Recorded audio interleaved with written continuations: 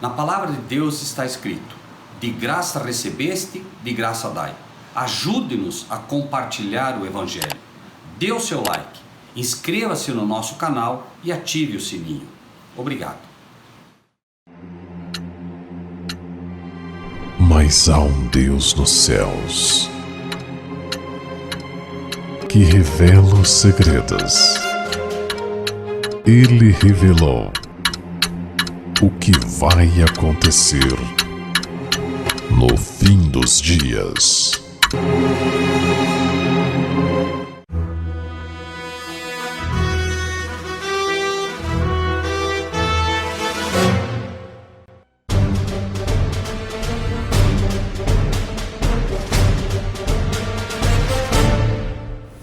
O livro de Gênesis, capítulo 1.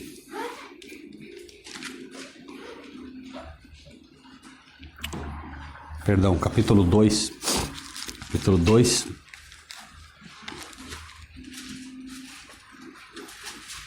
Versículos 1 a 3.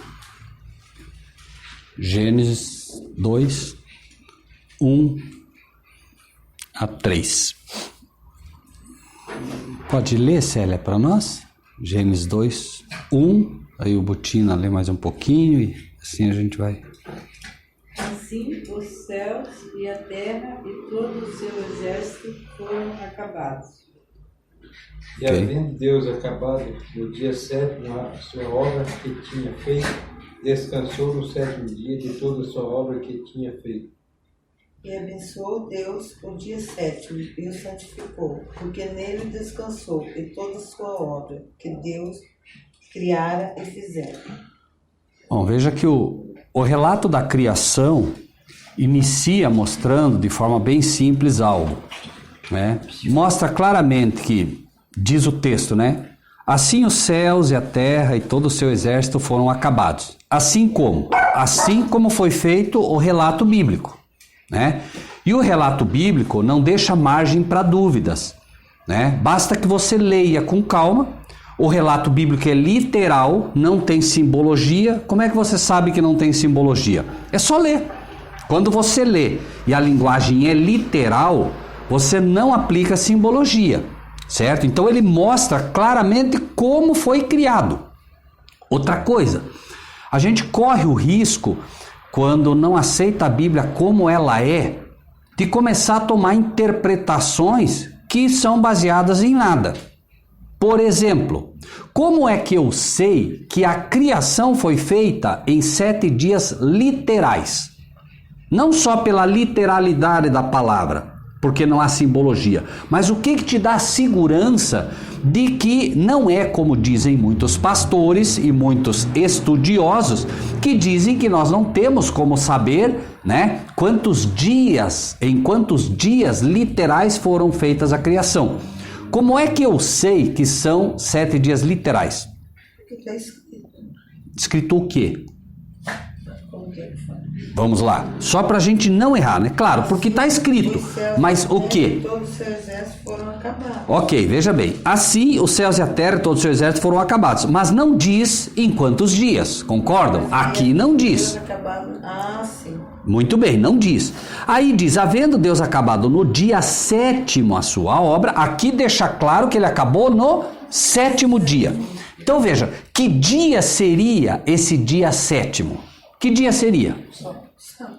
O sábado, como ele diz, né? Agora, esse 7º dia, né, que nós sabemos que é o sábado, em primeira instância aqui, não diz que é sábado, ou diz? Não. Só diz dia sétimo. Então, peraí, esse era o dia 1º? Vamos voltar no tempo. Não existem dias. É preciso entender isso. Não existiam dias. Deus criou o dia para uma raça que ele sabia que não seria medida pela eternidade. Entendem? Por exemplo, Deus precisa de contagem de dias? Os seres que ele criou, que são eternos, precisam de contagem de dias? Não. O texto deixa claro, inclusive voltando um pouquinho, vejam bem, voltando um pouco, né? Olha que diz os versículos, capítulo 1, 4 e 5. Consegue ler para nós, Eduardo? Sim. 1, 4 e 5. No princípio... Não, é o 4 e 5. 1, 4 e 5. No princípio criou Deus os céus e a terra. Disse Deus... E viu Deus que a luz era boa, e fez separação entre a luz e as trevas. Chamou Deus à luz dia e às trevas noite. Houve tarde e manhã, o primeiro dia. Veja que interessante, é simples o relato. Veja, olha só. Deus chamou, veja bem, Deus chamou a luz dia. Então a parte clara ele chama de dia. Agora, vejam bem, é outra confusão, porque o inimigo entra em detalhes para derrubar o sábado, né? Deus chamou a luz dia, e as trevas chamou noite. E foi a tarde e amanhã o dia primeiro. Então veja, fica muito claro, se esse é o dia primeiro, é óbvio que não haviam dias anteriores. Se é o dia 1, óbvio que não existiam dias anteriores. Esse dia foi criado na Terra. O tempo, o período do dia está facultado a este planeta. E como? Inclusive pelos astros que ele colocou, né? Veja, ele coloca, número 1, o dia primeiro, certo? Número 2, o que ele vai mostrar que vai governar o dia? Olha só o versículo 14. Vamos lá, 14. Pode ler, Fernanda? 14. Deus, haja luminares no firmamento do céu, para fazer separação entre o dia e a noite, e sejam eles sinais para marcar estações, dias e anos. Veja só, então, disse Deus, haja luminares na expansão dos céus para haver separação entre o dia e a noite. Então ele já criou o dia, certo? E agora ele vai fazer uma separação clara para quem? Para nós seres humanos, né? Então ele separa o dia e a noite. Sejam eles para sinais, para tempos determinados, para dias e para anos, né? Íris, versículo 15 e 16, pode ler? E sejam para luzeiros no firmamento dos céus, para alumiar a terra. Para alumiar quê? A terra. A terra, vejam bem, a terra, ok. E assim se fez. Fez Deus os dois grandes luzeiros, o maior para governar o dia e o menor para governar a noite, e fez também as estrelas. Ok? Alguma dúvida da literalidade da criação? Não. Então ele deixa muito claro. Ele fez os dois grandes luminares, o maior para governar o dia, que é o sol que está aí, e o menor para governar a noite. E vejam que interessante, né? Como é que Moisés, que faz esse relato, sabia que a lua era menor? Não tem como você saber. Como você saberia? Somente pela inspiração. Ele diz e fez as estrelas. Ok, né? Bom, quando ele termina, aí ele diz, né? O que nós lemos. Que ele daí acabou no 7º dia a obra que fizera. Tá bem? Até aqui nós vamos ver, por exemplo, que ele abençoou e santificou este dia. Repito, que dia até aqui? 7º. Tá bem? 7º. Deus então abençoa e santifica o 7º dia. Pergunto, para quem? Para o judeu? Para quem? Todos os seres humanos, todos. Havia judeu ali? Não. Adão não era judeu. Adão, embora depois venha o povo judeu, e nós vamos ver, por exemplo, então, Deus dando o exemplo primário. Deu o exemplo para nós, né? Descansa no 7º dia. Descanso quer dizer sabat, ou o contrário, sabat quer dizer descanso. Então as pessoas ao mesmo tempo que falam, não, se você, por exemplo, fosse judeu, certo? O hebraico que você tomaria seria sabat, sábado, não tem, é descanso. O nome sábado quer dizer descanso. Então, é como se você dissesse assim, e no 7º dia ele sabat. No 7º dia ele descansou. É o único dia que tem um nome. Não sei se perceberam isso. Primeiro, segundo, terceiro, quarto, quinto, 7º, sabat, né? Ele tem um nome, certo? Bom, Avançamos, vamos lá para o livro de Êxodo. No livro de Êxodo,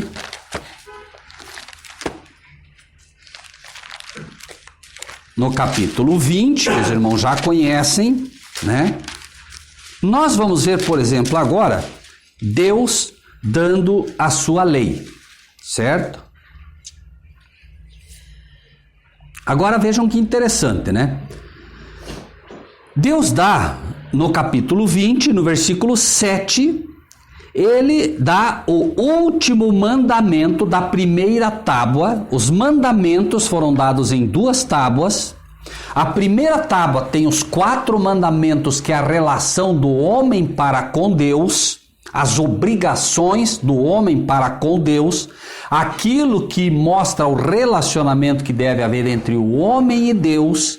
E a partir do 5º mandamento, nós vamos encontrar na segunda tábua o relacionamento entre o homem e o homem, ok? Por isso vocês vão ver como ele começa. Honra teu pai e tua mãe, a segunda tábua é o primeiro mandamento relacionado aos seres humanos e tal, tá? Mas no versículo 7, o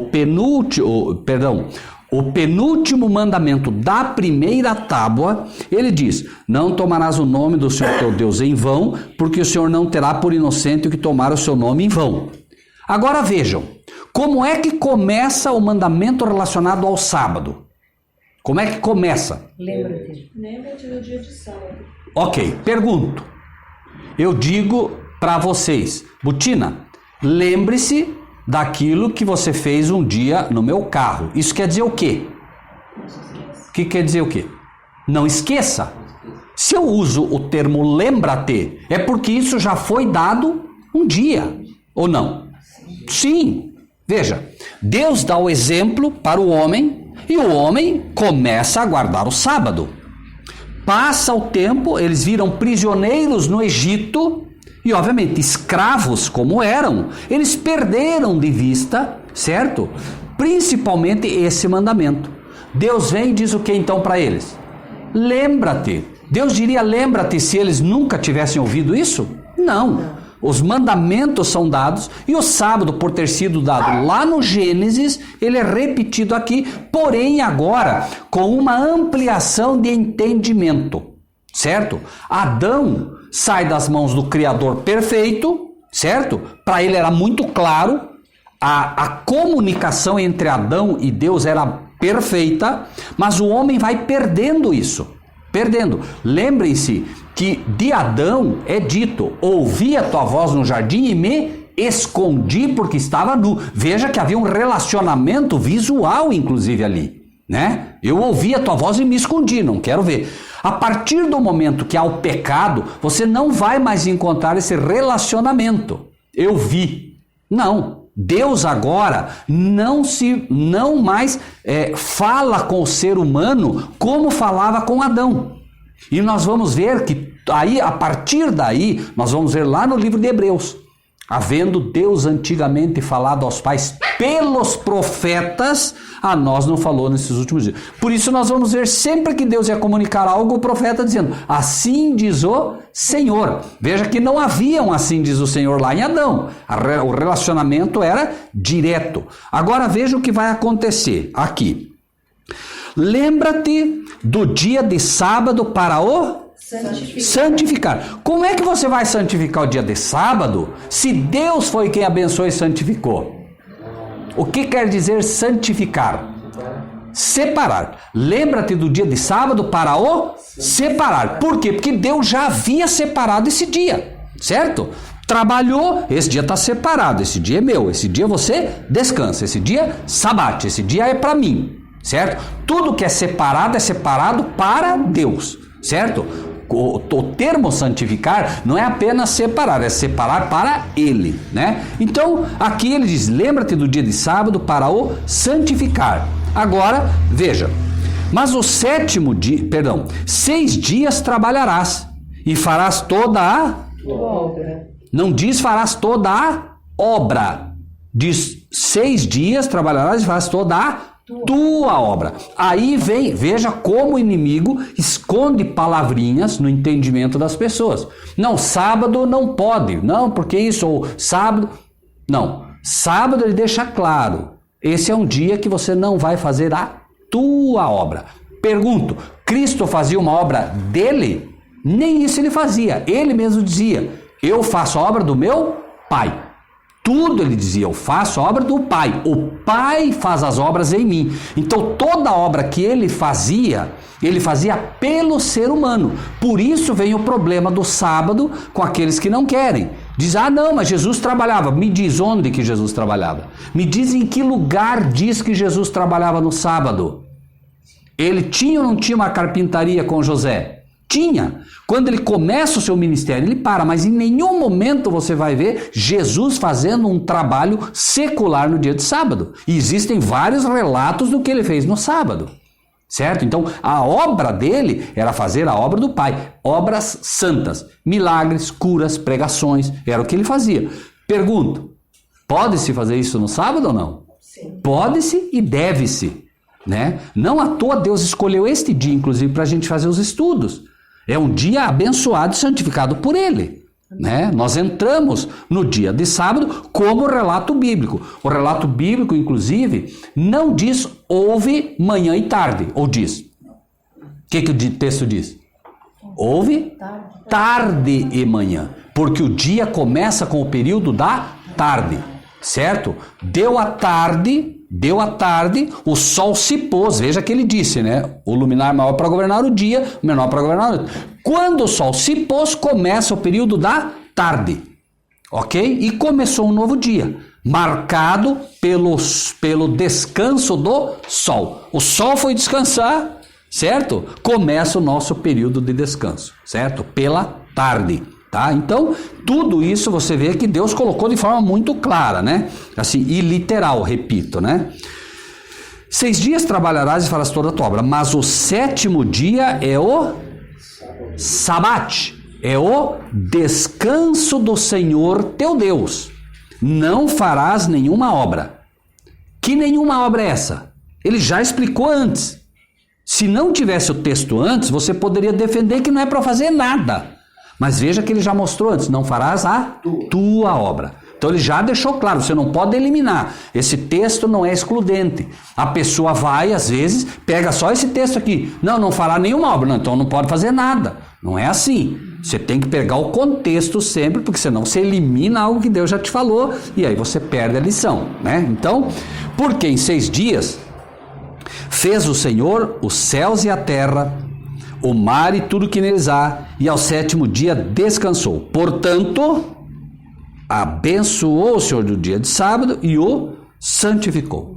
Certo? Então, assim, repito, completamente literal, né? Não há o que discutir, porém, veja que Deus dá isso. Agora vejam lá no versículo 18 o que aconteceu. É só avançar um pouquinho, aí onde vocês estão.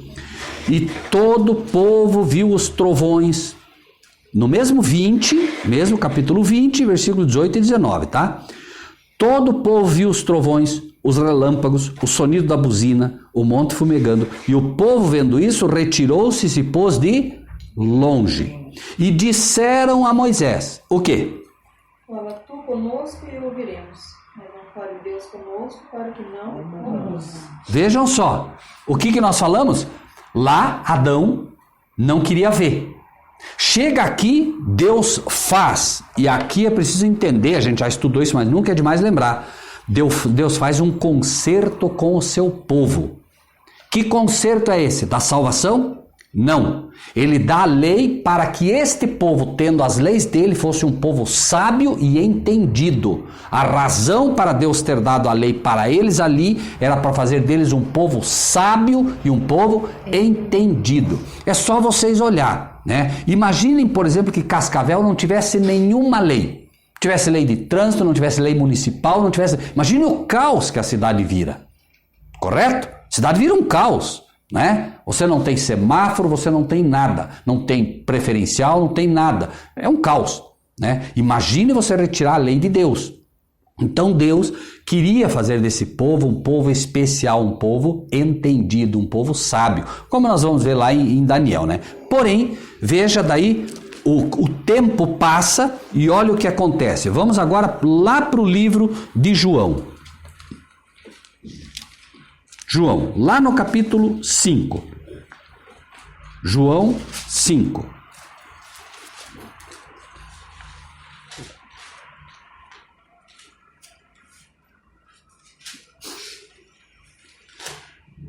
E vamos entender o que houve aqui, tá?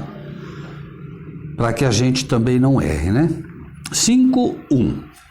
Depois disso, depois do milagre que ele faz, né, na cura do filho do oficial do rei, tá? Depois disso, havia uma festa entre os judeus e Jesus subiu a Jerusalém. Ok. Ora, em Jerusalém há, próximo à Porta das Ovelhas, um tanque chamado em hebreu Betesda, o qual tem 5 alpendres. Nestes jazia grande multidão de enfermos, cegos, coxos e paralíticos, esperando o movimento das águas. Então veja, havia uma tradição que as pessoas estivessem ali, de vez em quando um anjo vinha e movimentava a água. Quando esse anjo, entre aspas, movimentasse a água, o primeiro que pulasse dentro da piscina, desse tanque de água, né, era curado. Agora você imagine, ele era paralítico, ele ficava esperando. O que vocês acham que acontecia quando alguém imaginava que havia um movimento de água ali? O movimento de água acontece quando? O movimento de água acontece quando há um pequeno tremor, acontece com pequenos tremores, acontece quando há alguma movimentação de maquinaria pesada. Imagine, por exemplo, que estava ali o tanque de Betesda e lá fora passasse, por exemplo, uma carroça pesada, trepidando, né? Você sabe que o solo, ele ocorre movimentação, né? E nenhum de nós pode assegurar que era isso que ocorria, mas é um fato que qualquer motivo para quem está ali fixo, só esperando, qualquer, né, movimentozinho que desce na água, ele ia se jogar lá. Imaginem a loucura que virava isso, né? Um paralítico era o último que ia conseguir entrar lá, porque não tinha ninguém que colocasse ele e tal. E vejam o relato que ele vai dar, como é interessante. A primeira pergunta que se faz, já me perguntaram isso, mas Rogério, isso era real? Era assim mesmo? Ou seja, né? Era verdadeiro? Claro que não era. Era uma superstição como todo mundo. Quem cura é Deus. E Deus não usa esse tipo de expediente, entende? Vai movimentar a água, pula lá. Isso é o que já acontecia no passado com as superstições e é o que acontece hoje. Já tinha, claro, né? Então, vejam, né? 4. Porquanto um anjo descia, era a crença deles, um anjo descia em certo tempo ao tanque e agitava a água. E o primeiro que ali descia, depois do movimento da água, sarava de qualquer enfermidade que tivesse. Muito bem. Estava ali um homem que havia 38 anos se achava enfermo. Vejam, de todos os que estavam ali, Jesus vai curar esse homem. Pergunto, se fosse realmente, quem é que cura? Não é Deus? Se for, veja, Jesus vem, tem um monte de gente ali e ele vai curar o enfermo. Se fosse realmente o trabalho de Deus ali, esse enfermo já teria sido curado. Por quê? Porque esse demonstra ter fé suficiente para que Deus operasse. Certo? Mas era o que não conseguia entrar, né? E vejam, vamos seguir no relato para vocês verem que interessante. E Jesus, vendo este deitado e sabendo que estava nesse estado havia muito tempo, disse-lhe, queres ficar são? Jesus já sabia ou não sabia que ele estava ali há muito tempo? Sim. Então, Jesus poderia tê-lo curado muito antes, se realmente atuasse através daquela superstição. Mas não era assim, né? Então, Jesus vendo esse deitado e sabendo que estava nesse estado havia muito tempo, disse-lhe, queres ficar são? Aqui vem outra coisa interessante. Imagine só, Cida, você, 38 anos paralítica, no meio daquela confusão ali, esperando, e você está ali esperando, e aí chega alguém e diz assim, queres ficar sã? Que pergunta, que você diria, que pergunta sem sentido, não é? Existem, né, lições, por exemplo, que a gente vai aprender que são assim fabulosas quando a gente se permite aprender. Primeiro, por que Jesus perguntou? O que vocês acham? Por que vocês acham que Jesus perguntou: queres ficar são? Por quê? Porque é de livre escolha, é livre-arbítrio.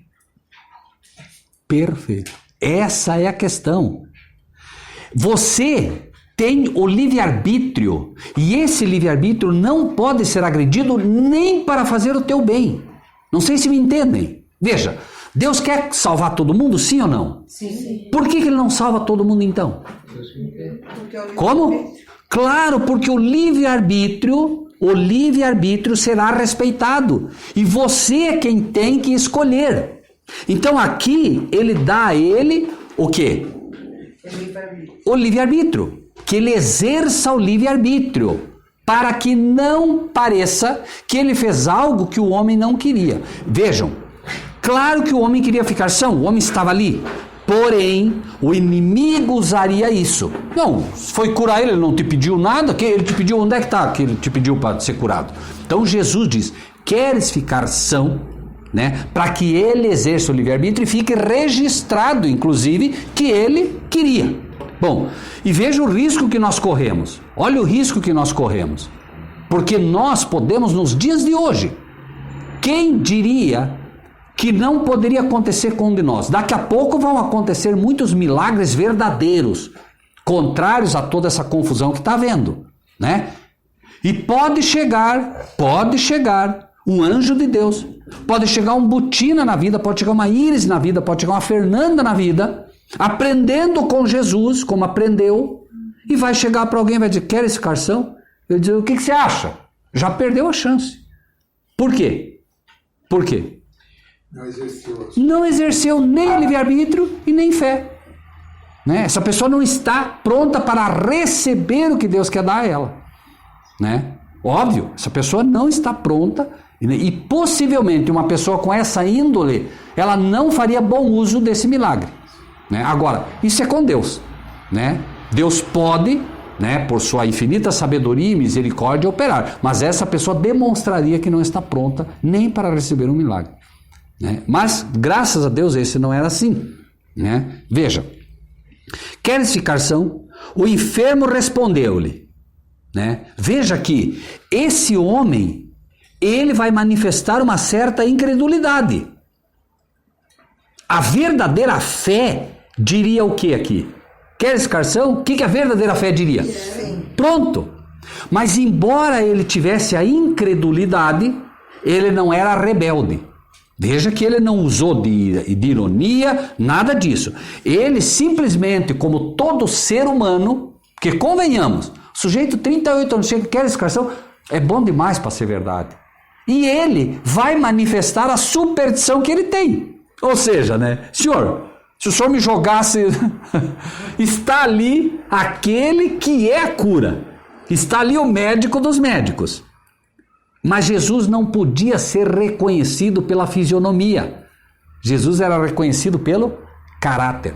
É por isso que há muita dificuldade no meio teológico hoje para entender em que Jesus era divino e em que ele era humano. Não sei se consigo me expressar.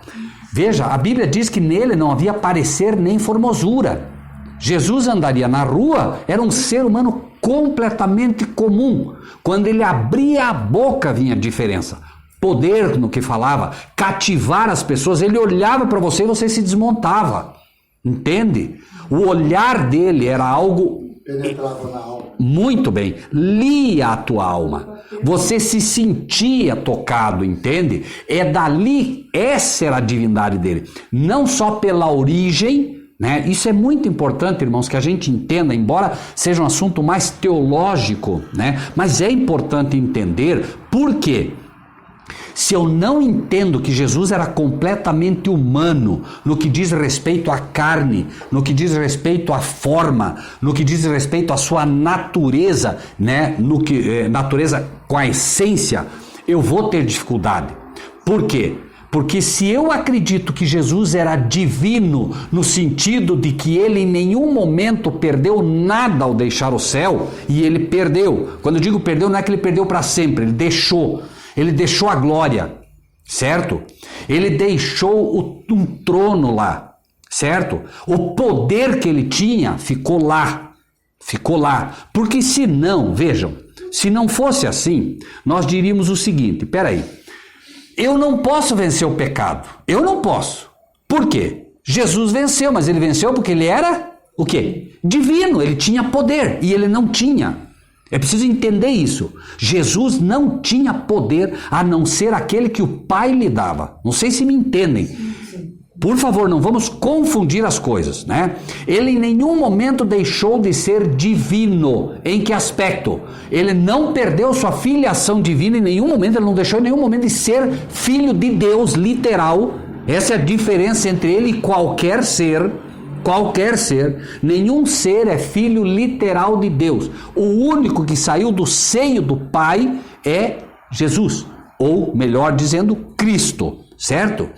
Ele, Cristo então, é o unigênito, ele não foi criado, mas ele foi o quê?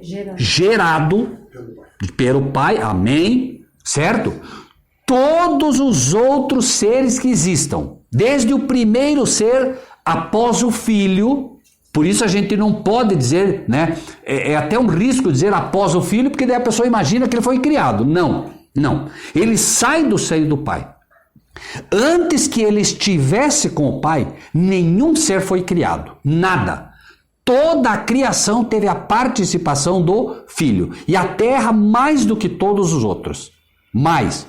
Certo? Porque o ser humano, né, nós não sabemos, por exemplo, como os anjos vieram a ser criados. A Bíblia não relata. Mas a Bíblia mostra lições fantásticas para nós de, por exemplo, né, você diria, não, mas isso não está na Bíblia. Por exemplo, quem vocês acham que colocou a mão no barro para fazer o ser humano? Quem colocou a mão ali? Por quê? Porque ele estava... Não, sem problema, vamos lá, Eduardo, a gente aprende assim, porque ele estava com o Pai. E nós vamos ver, por exemplo, não só isso, mas nós vamos dizer, eu era o seu aluno. E como eu sei que ele foi quem colocou a mão realmente, né?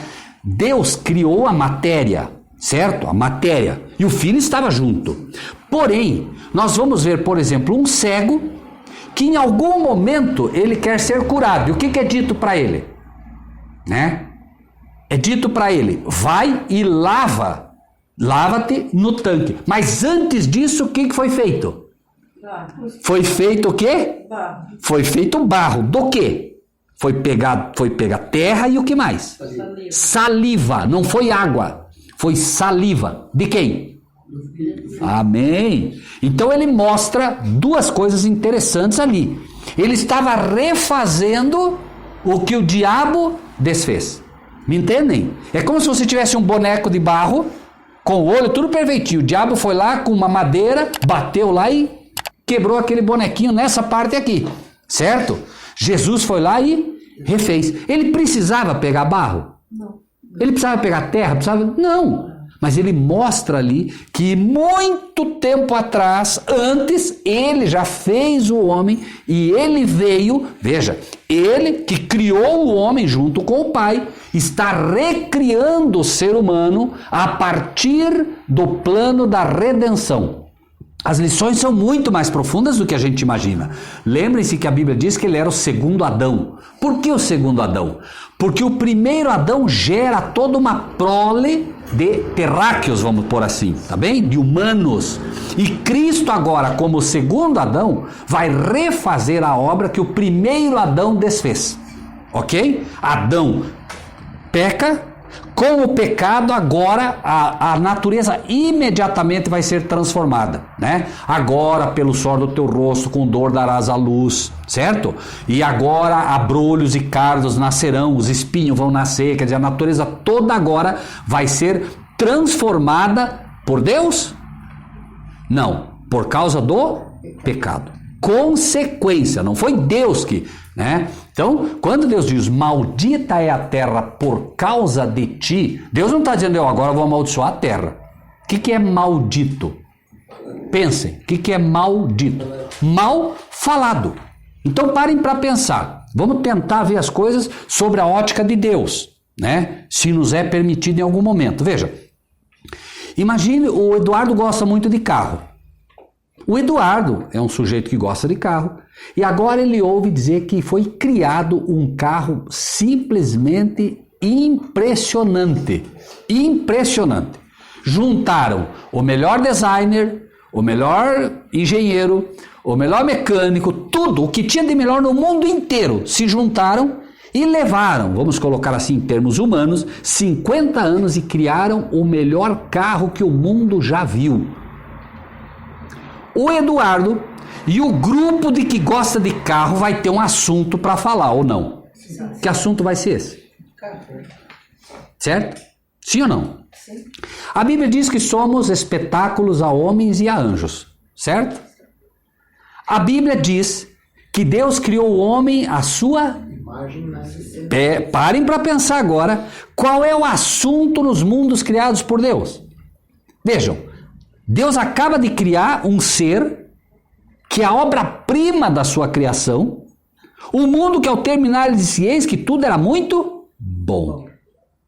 O assunto agora, entre os anjos, o assunto entre os mundos criados por Deus é o planeta Terra.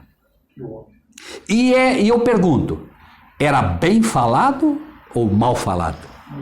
Muito bem falado. Né? Era o assunto que animava. Mas aí o homem peca. E aí, mal falada será a terra por causa de ti. Qual era o assunto agora, de novo? Falava mal. Não é que esse falar mal não é, né? Não. Era, infelizmente, agora a terra passa a ser mal falada, porque a terra passa a ser má. Né? O assunto agora é ruim. Né? Mesmo assim, ele é falado.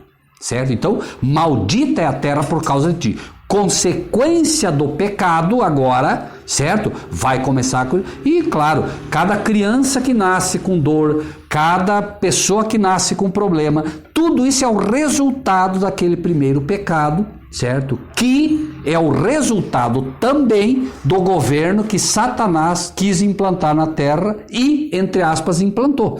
Certo? Então por isso o inimigo também é desarraigado agora das simpatias celestiais, porque aquele que lá no céu imaginou, né, que faria um mundo melhor, que seria capaz de fazer algo melhor do que Deus, que levou a terça parte dos anjos no engano dele, agora todos veem, né, o resultado de jogar por terra a lei de Deus, certo? Porque tudo isso, né, o que é o pecado?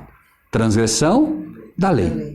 Né? Então, voltando agora para o texto, queres ficar são? 7. O enfermo respondeu-lhe, Senhor, não tenho homem algum que quando a água é agitada me coloque no tanque, mas enquanto eu vou, o que acontece? Vai outro antes de mim. Né? Jesus disse-lhe, levanta-te, toma a tua cama e... Né? Olha que interessante. Jesus então, assim como no milagre das bodas de Canaã, é interessante, né? Porque quando você quer muito uma coisa, você imagina que aquilo tudo é muito complicado, né? Se quer muito algo, é difícil. Não é difícil. Para Deus não é difícil. É que a gente ou quer antecipar as coisas, a gente quer do jeito da gente, né? Exato. Em todos os aspectos. Todos os aspectos. E a gente não entende que a partir do momento que você é um servo de Deus e procura obedecê-lo, as coisas estão na mão dele, mesmo que pareça absurdo. Parem para pensar Paulo. Paulo foi o maior instrutor que a igreja já viu. Houve alguém que escreveu cartas como Paulo? Não. No entanto, ele era praticamente cego. E ele diz, né, que ele tinha um espinho na carne, ao qual ele orou 3 vezes. E o Senhor disse o que para ele? Minha graça te basta, Paulo. Era uma cegueira. Sim. Sim, tanto que no livro de Gálatas você vai encontrar ele dizendo, eu sou testemunha de que vocês arrancariam os próprios olhos para mudar-se se pudessem. Então os Gálatas, vendo, né, a dificuldade que ele tinha, teriam arrancado os próprios olhos para dar para ele. Ele dá o testemunho no livro de Gálatas. Isso mostra a dificuldade dele. Do caminho para Damasco. Perfeito. Quando ele cai, né, os olhos dele, né, exatamente, né, ele mostrava, né, que a cegueira pior dele era espiritual, né. As lições, claro, sempre são muito mais profundas. Não fala que ele voltou a ver perfeitamente. Quem fala? Não fala o texto que voltou voltou perfeitamente, que Deus Não. tirou as escamas dos seus olhos? Sim, tirou as escamas dos olhos, mas não diz que voltou a ver perfeitamente. Não. Pois leia com calma, Fernanda, mas não tem problema.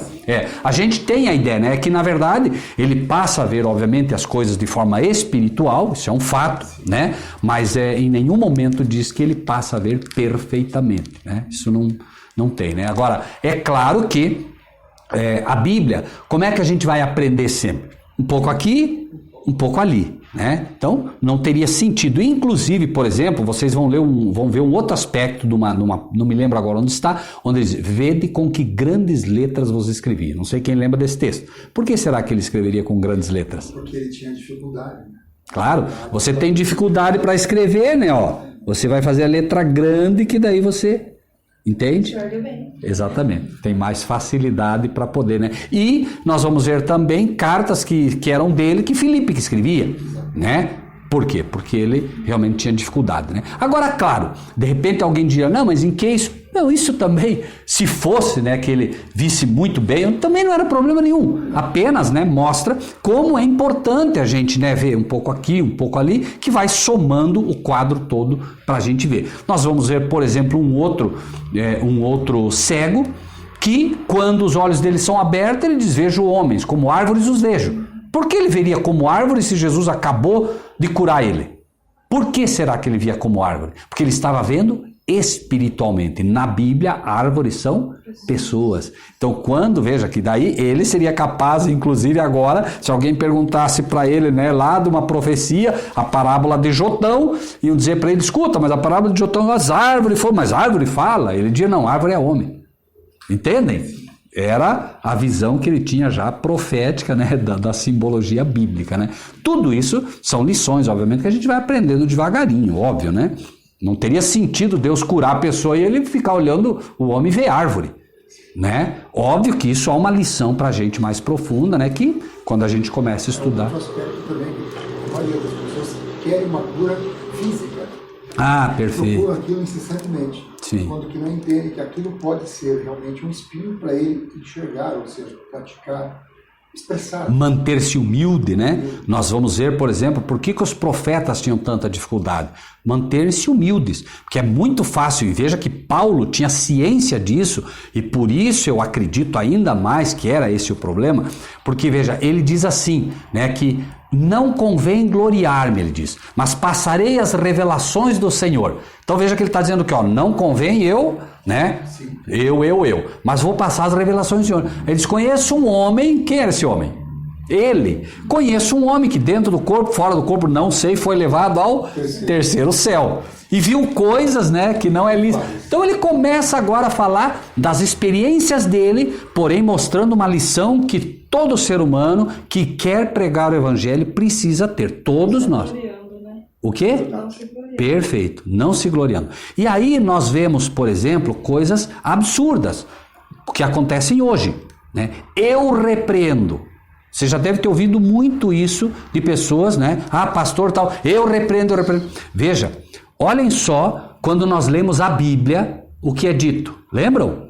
Ele diz assim, né? O Jacó, né? Quando ele vai, e ele diz assim, né? O Senhor te repreenda. Olha que interessante. Ele não julgou repreender o inimigo, né? Quando ele buscou, querendo o corpo de Moisés, não, o Senhor te repreenda, né? De Jacó, perdão. Diz, o Senhor te repreenda. Por que será que ele diria o Senhor te repreenda? Por que ele não diz eu te repreendo, né? Por quê? Porque quem tem que repreender o inimigo, né? Porque a repreensão é para o inimigo, não é para o ser humano. A repreensão ali é sempre de Deus. Então, essa lição é a mesma de João Batista. É necessário que ele cresça e eu diminua. Por isso o apóstolo Paulo também nisso, ele diz, me passarei as revelações do Senhor. Conheço um homem que dentro do corpo, fora do corpo, não sei se esse homem foi levado ao paraíso, né? Ao terceiro céu. Depois ele vai mostrar que é o paraíso e tal. Mas essa lição é outra lição que a gente aprende, né? E qualquer pessoa, repito, que queira compartilhar o evangelho, porque, convenhamos, é tentador. É tentador você, por exemplo, né? Cada um de vocês agora, com a luz que tem da verdade presente, convenhamos. A pessoa se vier falar qualquer coisa agora, né, da verdade presente, é um fato, vocês sabem mais, conhecem mais. né? E é tentador agora a gente querer dar um sabão na pessoa, né?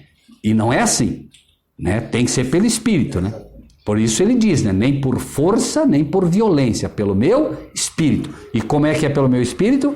Mansidão, calma, tranquilidade. De graça recebeste, de graça dai. Você não pode simplesmente agora, porque conhece mais, querer humilhar a pessoa, querer, né? E é uma luta, é uma tentação, porque por vezes, né, dá vontade de pegar um pau e dar na cabeça. O ser humano é assim, né? Porque você não, como é que pode? Tá tão claro, não. Tá claro porque Deus te tirou as escamas dos olhos, só por isso. Mas pro outro as escamas continuam ali. E aí ele não vê. A pessoa pensa que você está querendo se exaltar, né? Não, tudo bem. Você vai abrir os olhos, a pessoa pensa que você está querendo se exaltar. Sim, você acha que é melhor que os outros, né? Mas vejam, no final das contas, a gente tem que ter sempre em mente, cada um de nós somos devedores, a gregos e a bárbaros. Nós somos devedores. Se você deixar isso sempre claro na tua mente, dificilmente você vai ter esse problema. Se eu sou devedor, eu sou devedor. Então eu não vou querer, né, esperar que aquela pessoa, né, conheça o que eu conheço. Eu não vou esperar isso. Eu devo para ela. Por quê? Porque eu recebi de graça. Ele não recebeu, né? E ele agora precisa receber de mim. E quem deu para mim, me deu com calma, me deu com paciência, me deu com carinho, me deu com amor. Porque quem que me deu? Foi Deus. É Deus que te deu, não é o homem. Então, da mesma forma, de graça recebeste, de graça dai. Não é só dinheiro, né? Não vai lá, não. De graça é de graça mesmo, né? Houve graça na forma como ele te comunicou. Não é só. E o que é graça? Favor e merecido. Então veja bem, como é que você recebeu? Você recebeu como um favor que você não merecia. Agora você vai lá passar para a pessoa qualquer questionamento, você já quer brigar com ela, mas peraí, você recebeu como um favor que você não merecia, e agora você quer empurrar a goela abaixo dele? Veja, né? A mesma misericórdia que Jesus manifestou conosco, nos dando, é a que nós temos que, pelo menos, procurar manifestar, né? Então, Jesus agora diz, né? Como foi nas bodas de Canaã, lembram? Acabou o vinho, foram lá e disseram, senhor, ó, acabou o vinho, enche as talhas d'água. Pegaram as talhas d'água, trouxeram, senhor, né? Diz aí um abracadabra, não, sirvam. O que aconteceu? Vai lá e sirva. Eles poderiam dizer, senhor, que nem o paralítico, podia dizer, o que você acha? Claro que eu quero ser curado. Eles podiam, senhor, peraí, mas eles não querem água, eles querem vinho. Jesus diz, vão e sirvam. O que eles fizeram? Foram e serviram. Quando servia, vinho. Ok? Né? Pode ver que ele não transformou, disse, tá bom, já é vinho, pode levar, olha, experimentem. Não, levaram, né, e tal. E da mesma forma aqui, olha que interessante, né? Levanta-te, toma tua cama e anda, pronto. Agora, veja, primeiro, o quê? Levanta. Segundo, toma tua cama e anda. Né? Veja só a questão, por exemplo, inclusive, de como Jesus não só era perfeito, mas extremamente organizado também. Organizado. Quando ele ressuscita, que entram no túmulo dele, a Bíblia faz questão de dizer que o lenço estava dobrado. Olha só. Pare para pensar nisso. Você está lá, ressuscita, você nem lembra que tem lenço. O lenço estava dobrado lá, arrumadinho. Né? Então, a organização faz parte das coisas de Deus. As coisas de Deus não são bagunçadas. Você entra numa igreja que é uma confusão, né? Deus não está ali. Deus é um Deus de organização, de reverência, de cuidado, tudo no seu lugar. Né? As coisas de Deus são assim. Né? E aqui ele diz, levanta-te. Né? É o primeiro passo para qualquer um que é curado da cegueira espiritual, para que está no mundo. O sujeito, todos os seres humanos são seres caídos. A primeira coisa quando você recebe, né, a palavra de Deus é o quê? Levanta-te. Você se batiza e se levanta como um novo ser. Né? Levanta-te, aqui ele diz, toma a tua cama. E aqui nós vamos entender por que ele foi falar para ele pegar a cama. Por quê? Eu nunca entendi. Levanta, toma a tua cama e anda. Primeiro lugar, né, só para entender, Não era uma cama dessa aqui que ele ia pegar, pôr nas costas, não. Era tipo um estrado, como se fosse uma coberta um pouco mais. Essa versão fala o leito, né? Ok, ótimo, né? Então, toma teu leito e anda, né? Então veja. Primeiro, levanta, exerça a fé. Levanta, né? Então, exercício da fé. Toma tua cama, nós vamos ver mais à frente por quê. E anda, né? Então, anda. Levanta, toma tua cama, anda. É como se dissesse, levanta, toma tua cruz e siga-me. É a mesma coisa, pode ver. Levanta, toma tua cruz e siga-me, certo? É o papel. De graça recebeste, de graça dai. Ele vai ser testemunha já do milagre. Porém, vejam que interessante. 9. Logo, por isso digo, a Bíblia é perfeita. Logo é logo. A cura de Deus é na hora. Certo? Na hora. Logo, aquele homem ficou são, tomou a sua cama e partiu. E o que diz ali? É aqui que eu quero entrar com vocês. Por isso, a gente abriu lá em Gênesis e foi para Êxodo. Que dia era? Sábado. Agora nós vamos entender por que Jesus disse, levanta, toma tua cama e anda. Ou seja, leva a tua cama. Olha só. Vamos ver. Então, os judeus disseram àquele que tinha sido curado, é sábado, não te é lícito levar a cama. Entenderam porque Jesus agora disse, toma tua cama? Jesus ia mostrar de forma clara e inequívoca, certo? Que aquilo não era transgressão do sábado. Por isso lemos lá, né? Não farás tua obra. Jesus cura e isso vai ensinar pra gente todo esse problema que hoje existe. Não, tá vendo? Jesus trabalhou. Não. Vejam, o problema nunca foi no Novo Testamento a questão do sábado. Para o judeu o sábado não era problema nenhum. Não era problema o sábado. Eles sabiam que o sábado devia ser guardado. E eles sabiam porque eram judeus? Não. Sabiam porque Deus deu isso como uma lei. O problema é que eles faziam do sábado um peso para todo mundo. Eles criavam leis como coar o mosquito. Né? Não, você tem que coar o mosquito, coar água. Né? E Jesus disse, vocês coam o mosquito e engolem um camelo. Era esse o mesmo problema. Vocês querem dizer que guardam o sábado e vocês, né, na questão do sábado, coam o mosquito ou dizem que ele não pode levar a cama no dia de sábado, mas estão procurando me matar no dia de sábado. Olha que absurdo.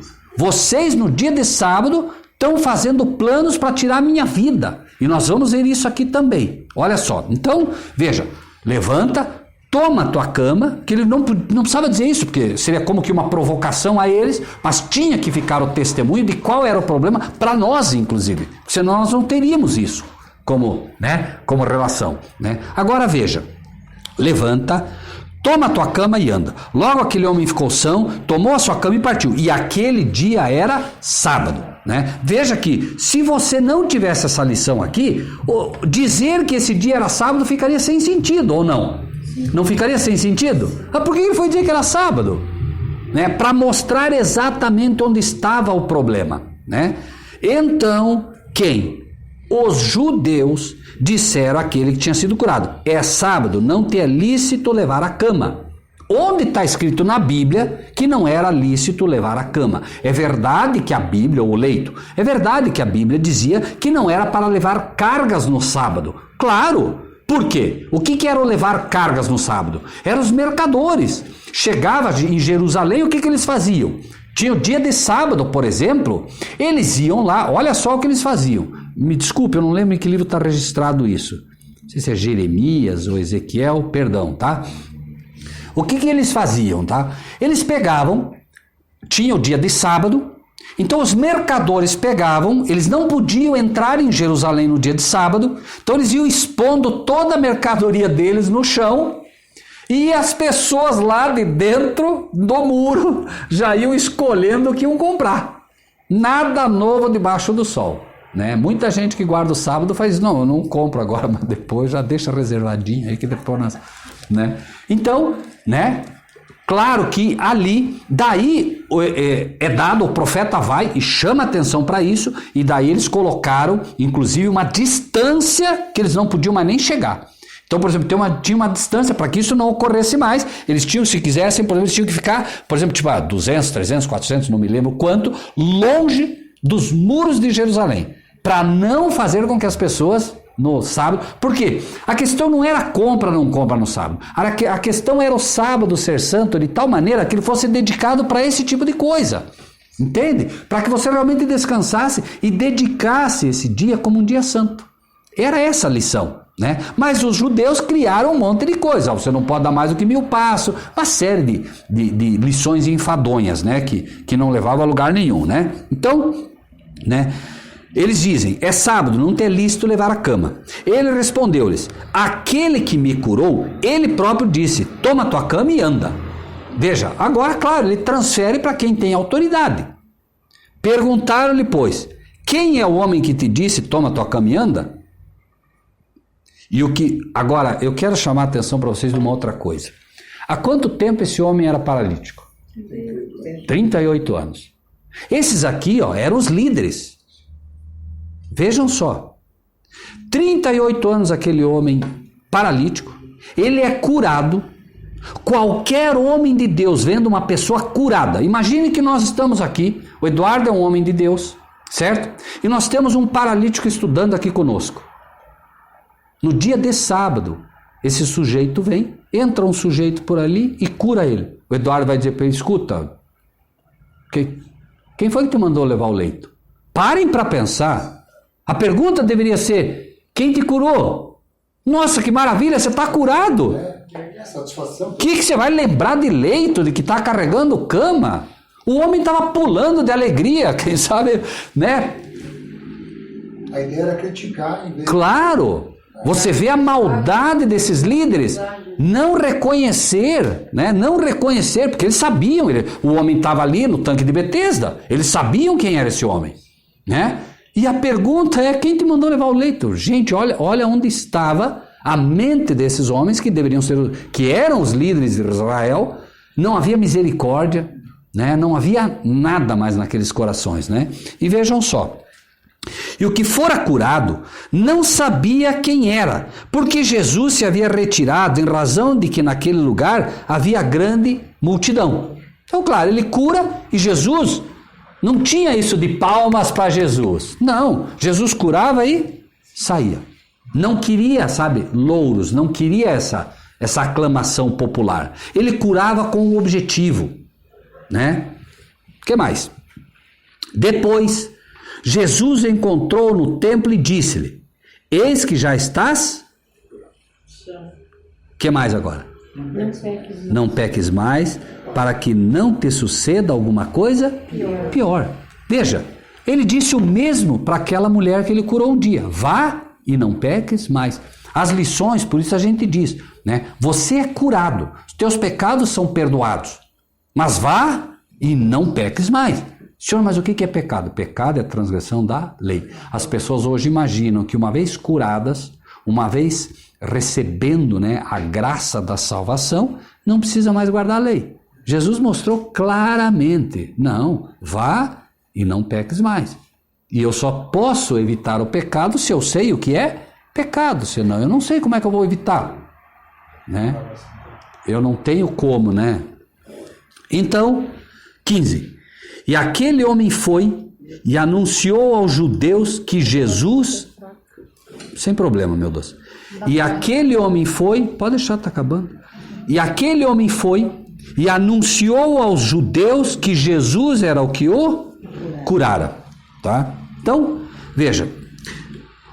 Esse homem recebe a cura, né? E o que acontece imediatamente? De graça recebeste? De graça dai. Veja que ele já foi o quê? Esse é o testemunho, né? Contrariamente àqueles leprosos, né? Que só um voltou, né? Ele não. Ele imediatamente foi testemunhar. Ele conhecia o evangelho? Não. Ele conhecia as coisas de Deus? Não. Ele fez, né? E apenas testemunhou aquilo que Jesus fez por ele, assim como os gadarenos. Porque às vezes a gente pensa, não, eu não posso porque eu não sei, eu não isso, eu não... Não, apenas conte o que Jesus fez na tua vida. Apenas conte, entende? Eu não sei ensinar isso, mas uma coisa eu sei, Jesus me curou, né? Eu agora tenho conhecido a palavra. Pronto, não importa que você não sabe explanar, talvez como você gostaria. Dê tempo ao tempo. Devagarinho você começa a falar. Apenas fale o que você sabe, o que Jesus fez. E convenhamos, né? Todos nós aqui somos testemunhas reais do que Jesus tem feito na nossa vida, né? E tem. Eu posso falar, eu sei que cada um de vocês pode falar. Nós somos pessoas que foram tiradas de dentro da igreja. Nós somos tirados de dentro da igreja para poder conhecer uma verdade que, infelizmente, as igrejas não nos passavam. E se isso não é uma bênção, então o que é? Né? Conhecer a palavra de Deus é um tesouro inestimável, né? Então, até isso a gente pode, com certeza, testemunhar. Amém? Na palavra de Deus está escrito que nós devemos compartilhar o que recebemos. Assim, se você gostou desse vídeo, dê o seu like, inscreva-se no nosso canal e ative o sininho.